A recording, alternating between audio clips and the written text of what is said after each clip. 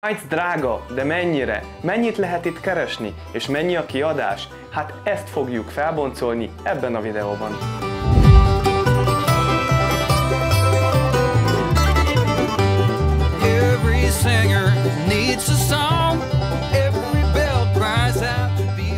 Sokan írtatok nekünk az előző videóink alá, nagyon kíváncsiak vagytok, hogy mi pontosan mivel foglalkozunk, és hogy körülbelül mennyit keresünk.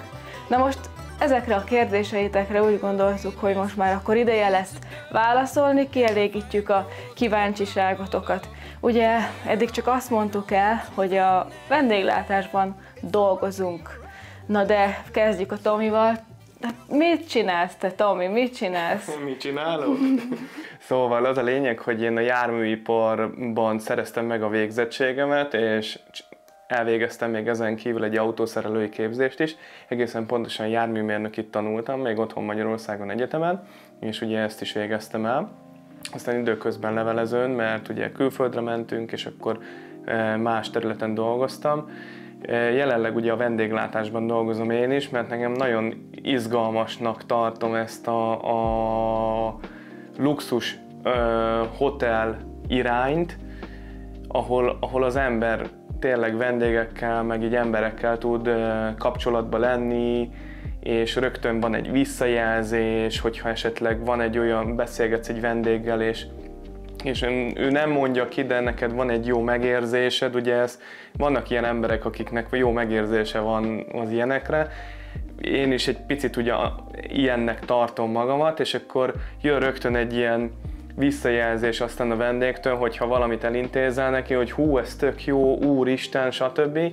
És ezt nekem elég jól sikerül itt a szállodába kamatoztatni.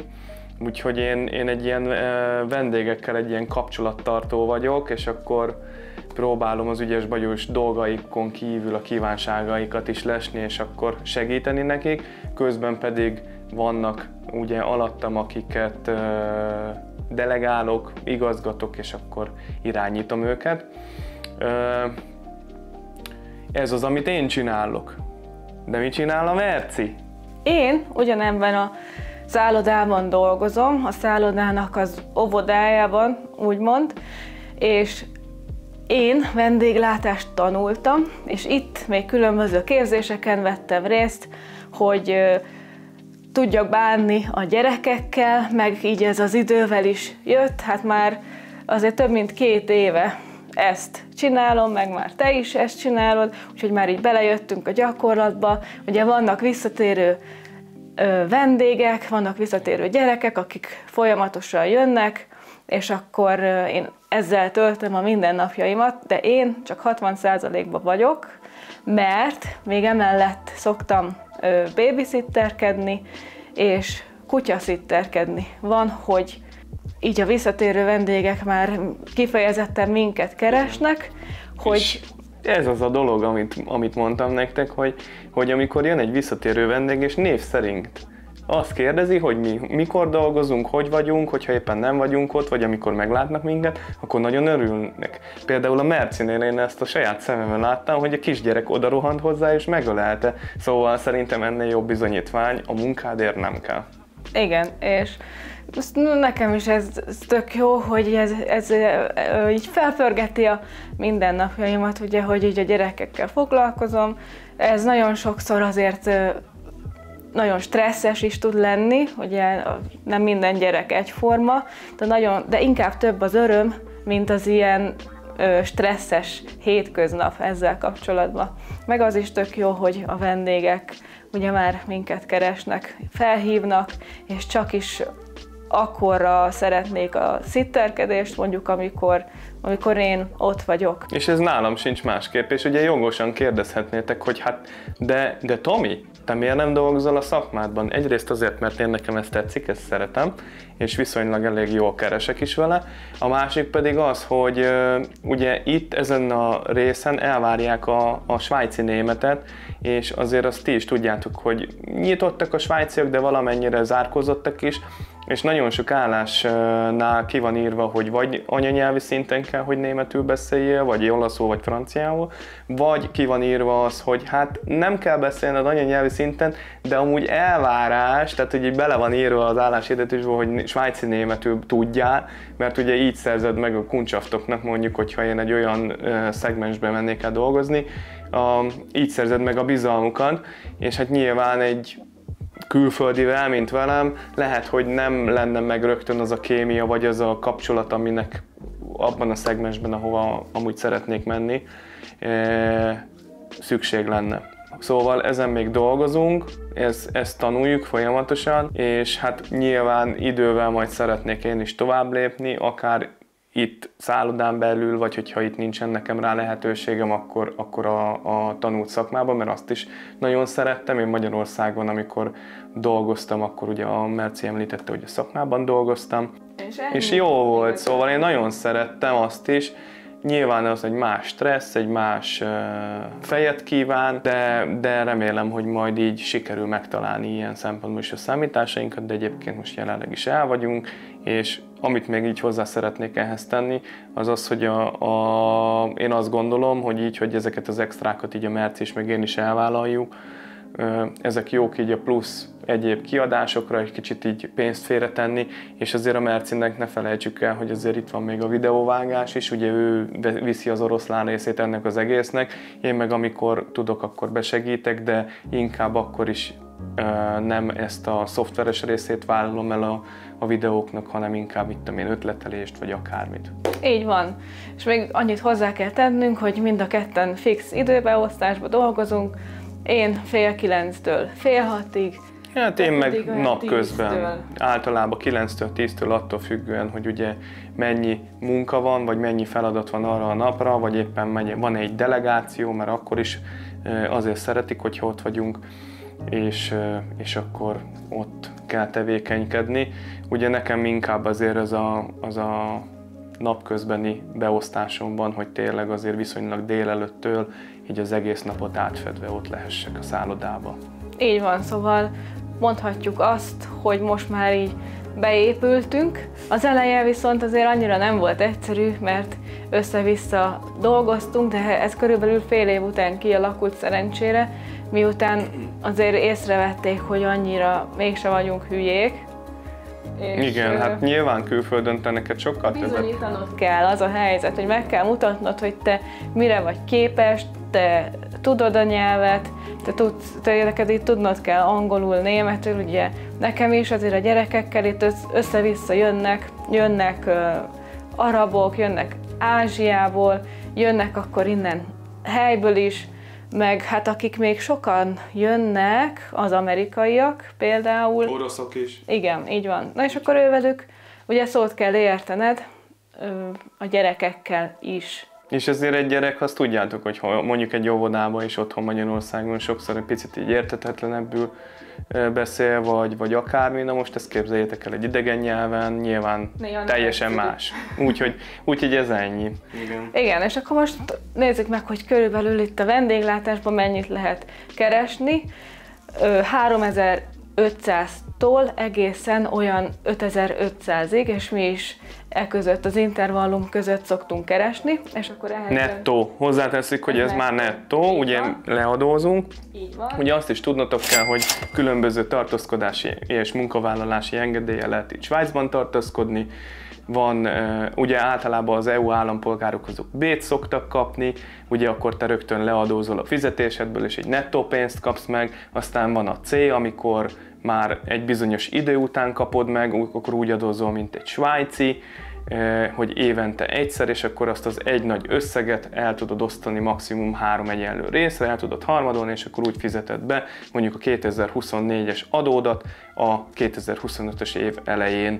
És ugye vannak a svájciak, akik általában amúgy még egy picivel több fizetést is szoktak kapni ugyanazért a munkáért, amit te külföldiként elvállalsz, és másképp adózol.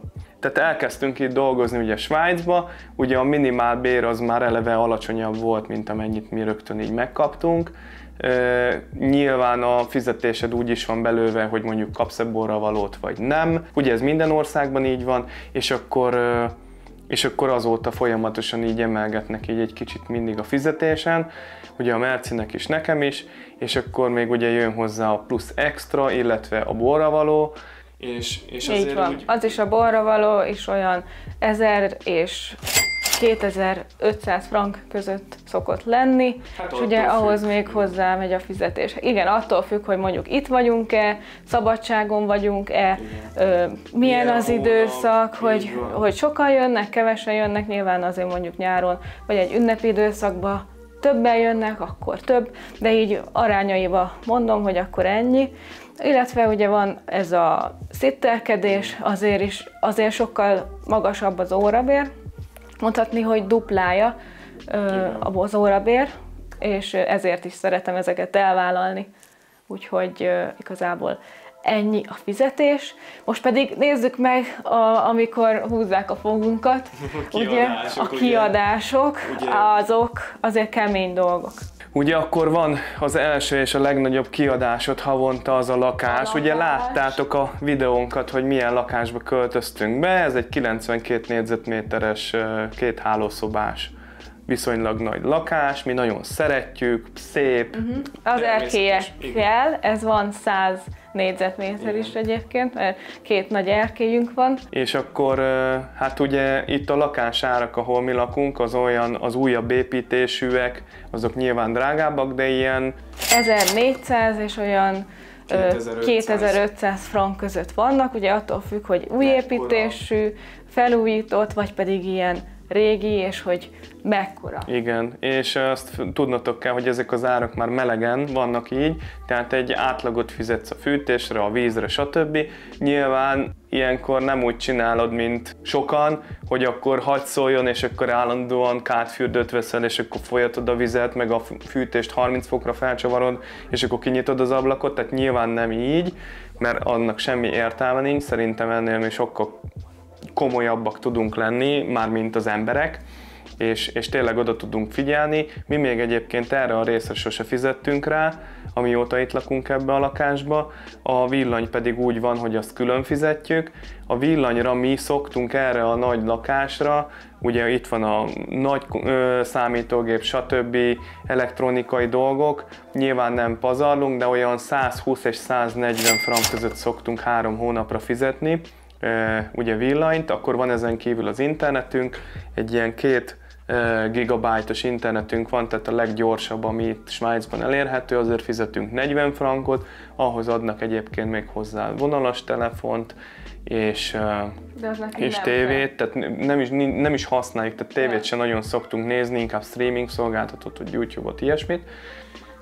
Úgyhogy a lakásra igazából negyed évente szoktuk fizetni a költségeket, aztán ahhoz jönnek még különböző költségek, az éves, például amikor itt a lakásban valami tönkre megy, vagy van ez a takarítási díj, a lift díj, meg ezek a javítások. Na, arra is küldenek nekünk évente egy számlát, hogy akkor le van vezetve, hogy mi volt akkor csinálva itt ebbe az egész komplexumba, és akkor arra lefizetjük, még ugye az albérleti költségen kívül. Igen, ez ugye évi egyszer van. A lakáshoz még hozzátartozik a szemét. Ugye minden városban vagy járásban megvannak a zacskók. Literre. Nekünk itt ilyen kék zsákunk van, és akkor tudsz venni 17 litert, 35, 60, stb.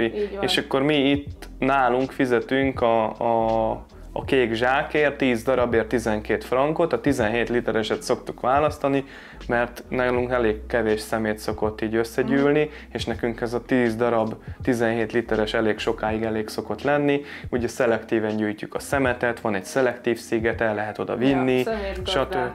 Ja, itt komoly dolgok vannak. Hát mert 12 frankba kerül 10x17 literes zsák, azért ha úgy nézzük, otthon megfizettek ti mondjuk Magyarországon egy egész évre mondjuk 10 vagy 15 000 forintot, most csak mondtam valamit, amúgy fogalmam sincs, hogy mennyi, de biztos, hogy kevesebb, mint itt. És ráadásul a szülők, ahol laknak, ugye Magyarországon ott meg házhoz menő szelektív gyűjtés van, tehát luxus. hogy ők luxusba élnek hozzánk képest, nem kell sehova se vinni a palackokat, Bizony. a papírt, a semmit, csak beleteszi egy konténerbe, én meg itt válogatom, meg viszem, meg szóval azért vannak jó dolgok otthon, ezt ne felejtjétek. És akkor, de amúgy ezzel sincs semmi gond. És Persze, akkor hát mindenhez hozzá kell szokni. igen. Szóval beszéltünk erről, akkor még van a mobil előfizetés, ugye ki mit választ, ez is tud olcsó lenni, drága lenni, tehát most nyilván ezek egyénre szabottak. Mi fizetünk amúgy mi mobil előfizetésünkért, mert ugye itt nincs feltöltőkártyás olyan értelemben, hogy akkor korlátlan netet, stb. Van. Mi fizetünk összesen kettőnkre 50 frankot, és korlátlan, akárhol az Európai Unióba utazunk, még tudunk ugyanúgy hívni, és az internetünk is korlátlan, nekünk ez megéri. Aztán jöjjenek a finomságok, mint például rádió és tévéadó. Na most ezt nem tudom, hogy minek, de hát ezt is fizetni kell, mert van tévénk, akkor, tehát én ezt nem értem. Ezt nem értem. Lényeg a lényeg, hogy be kell fizetni az állambácsinak 335 frank egy évre. Úgyhogy megjött a számlánk most így évelején, úgyhogy nem győzzék fizetni ezeket a szarságokat. Igen, aztán és van akkor a gépjárműadó. az is megjött, azt is lehet fizetni. Ugye itt ez kantonálisan másképp van bekategorizálva, valahol lóerőre fizetsz, valahol súlyra fizetsz. A mi autónkra, a GT-re fizetünk most azt hiszem, hogy 700 vagy 800 frankot.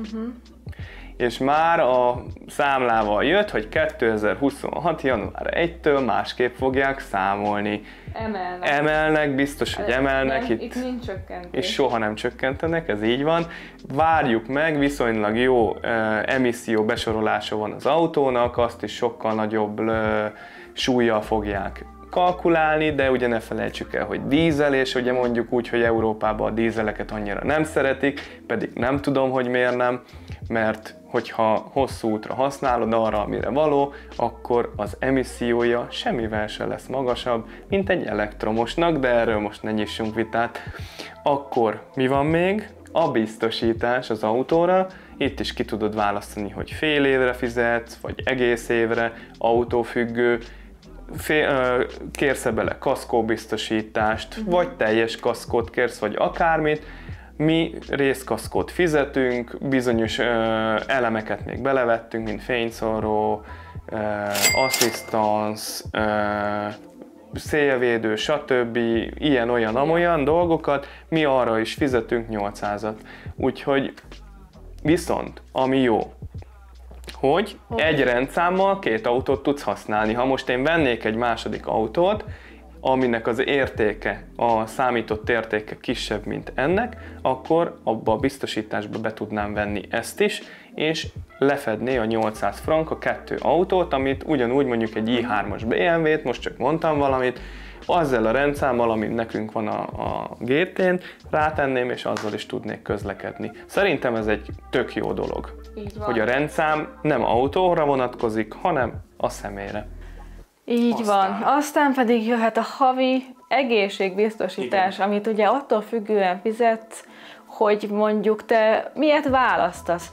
Nyilván a fiatalabbak a lehető legolcsóbbat szokták választani. A legnagyobb önrésszel. A legnagyobb önrésszel. Azt ne felejtsük el. Az idősek pedig kis önrésszel, magas havidíjjal. Ugye csak hogy értsétek, hogy ez is hogy van, úgy képzeljétek el itt az egészségbiztosítást, mint egy kötelezőt.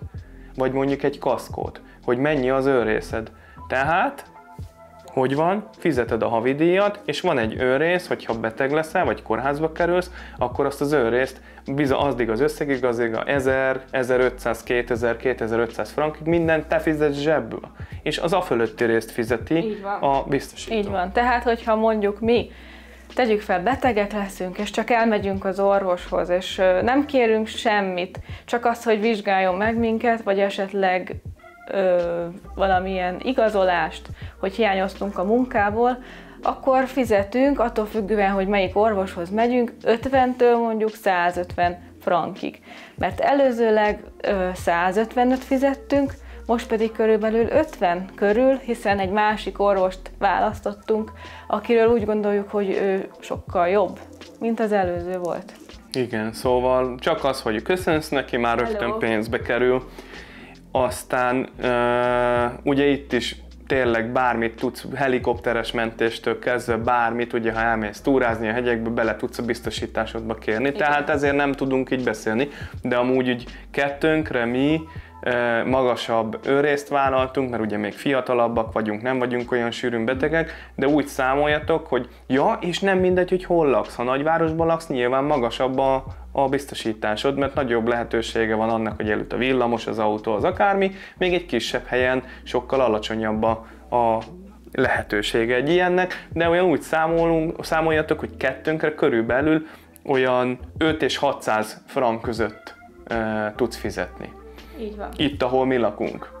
Azért elég hosszú volt ez a lista a kiadásokról, sokkal hosszabb volt, ugye, mint ezek a bevételek, de még annak ellenére azt mondanám, hogy nekünk, mivel ketten vagyunk, megéri teljes mértékben itt Svájcban lakni, hiszen nagyon kedvesek az emberek, jól érezzük magunkat, jó a víz, jó a levegő, jók az utak, meg nekünk tetszik ez az egész rendszer úgy, ahogy van, ami itt van, úgyhogy... Azt azért hozzáteszem az egészhez, hogy mondjuk egy Zürich az másfélszeres szorzó ahhoz képest, ami nálunk itt van. Szóval lakásbérlésben, biztosításban is sokkal drágább, viszont lehet, hogy ott mondjuk nagyobb fizetést tudsz elkérni mondjuk ugyanazért a munkáért. A fene tudja. Én nem vágyom oda, de... Higgyétek el, hogy ott magasabbak az árak, mi laktunk ott, úgyhogy tudjuk.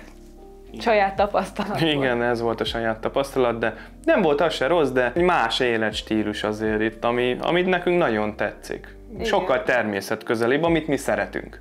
Így van, itt van nagyon közel egy tó, itt van a golfpálya, itt vannak a hegyek, ugye, még hogyha nem is ülünk kocsiba, föl tudunk gyalogolni, akár a forráshoz, szóval mi szeretjük inkább ezeket a természet közelebbi helyeket, de mégse vagyunk úgy elvágva a külvilágtól, szóval hogyha akarunk, akkor gyalog megyünk a boltba, ha meg nagy bevásárlást csinálunk, akkor meg kocsival megyünk a boltba.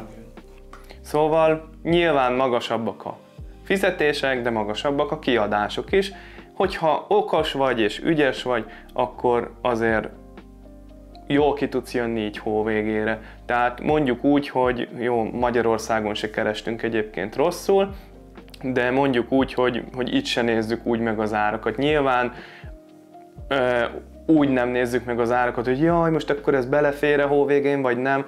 Nem, megvesszük, amire éppen szükségünk van, ha éppen nincs akcióba és azt kell, akkor is megvesszük, de nyilván okosan csináljuk a dolgokat, és hogyha mondjuk meg tudom venni egy héttel később, vagy egy héttel korábban ugyanazt a terméket, amire nincs azonnal szükségem, akkor nyilván akkor fogom megvenni, amikor mondjuk féláron van, vagy stb.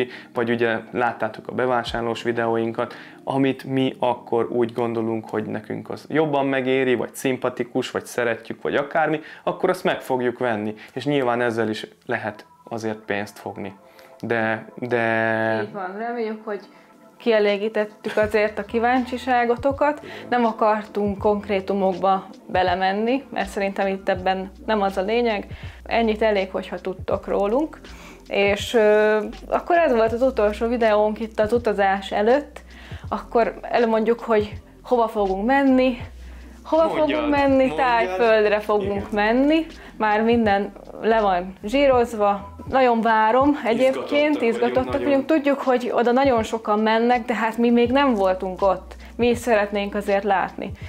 És tudnotok kell azt, hogy nagyon-nagyon sokáig vaciláltunk, hogy akkor hova menjünk. Nagyon sok minden volt a terítéken. Így van. Először is Dél-Afrikába szerettünk volna menni, tehát az volt a legelső dolog, ami az eszünkbe jutott. Aztán utána beszéltünk Argentínáról. Chile is szóba jött az Argentína után? Igen, és akkor utána jött szóba ez a Szingapúr, meg ez a... Malajzia, ez az ázsiai vonal, az is nagyon tetszett nekünk. Igen, nagyon tetszett nekünk Ázsiába. Úgyhogy ezek között vaciláltunk, de Aztán a végére 2 maradt Tájföld és Argentína. Tehát Argentínába annyira nagyon szerettünk volna elmenni, az volt tényleg a number one a végére. Csak az a baj, hogy ha oda utaztunk volna a repülőjárat miatt, meg ugye a szabadságunkat kötött, akkor 3 teljes napot veszítettünk volna az utazással. Nem is zavart minket az, hogy most mennyibe kerül a jegy oda. Egyedül tényleg ez zavart, hogy rengeteg időt veszítettünk volna, és ez egy hatalmas ország. Tehát úgy gondoltuk, hogy ha majd lesz több mint 2 hét szabadságunk, akkor fogunk oda elmenni, mert mindenképpen szeretnénk látni, és egy különlegesebb világba is szeretnénk titeket elvinni, ugye Dél-Amerikába. Számunkra... És akkor nem csak egy országot akarunk megnézni. Így van, akkor nem csak egy országot, nem tudom, hogy ez most idén össze fog jönni, vagy csak jövőre, majd meglátjuk, de azon leszünk, hogy el tudjunk oda menni, és megismerjük a tangó hazáját. Igen, és nagyon izgatottak vagyunk, ahogy már ezt korábban is mondtuk a tájföldi utazás miatt. Ugye Merci mondta, hogy sokan mennek oda, de ismertek minket, reméljük, hogy nem fogunk titeket ezzel untatni, hogy mi is oda megyünk, vagy akármi, hanem mi a saját szemszögünkből fogjuk nektek egy kicsit a mi nyelvünkön ezt nektek majd tolmácsolni, és a mi kameránkon keresztül, a mi szemünkön keresztül nektek bemutatni az országot. Én nagyon pozitívan állok az egészhez, és nagyon várom, úgyhogy izgatottak vagyunk. Egy kicsit igazából azért volt az, hogy annyira nem akarunk oda menni, mert nagyon sokan mennek oda, meg stb. Tehát nem gondoltuk, hogy újat tudunk mutatni. Aztán végül is így belemélyedtünk Tájföldbe, és igyekszünk majd a legjobbat kihozni belőle, hogy tényleg ne csak azokra a helyekre menjünk el, ahogy úgy általánosságban el szoktak menni, hanem mást is tudjunk mutatni, és jobban meg tudjuk ismerni. És azért életünkben legalább egyszer azért hagyjussunk már el Tájföldre mi is, hogyha már annyian voltak ott, akkor... És mindenki dicséri. Így van. Úgyhogy találkozunk a következő videónkban. Onnan fogunk most már akkor jelentkezni. Tartsatok velünk, legyetek csatornatagok, iratkozzatok fel, lájkoljatok, segítsétek az algoritmust. És a Discord csatornánkat se feledjétek el, de a legfontosabb az, hogy egyelőre ezt itt YouTube-on próbáljuk meg egy picit felpörgetni, lájkoljatok, kommenteljetek és érdeklődjetek, mi mindig örülünk minden kérdésnek, még akkor is, hogyha nem tudunk rögtön rá válaszolni. Igen, sziasztok! Sziasztok, ciao, ciao.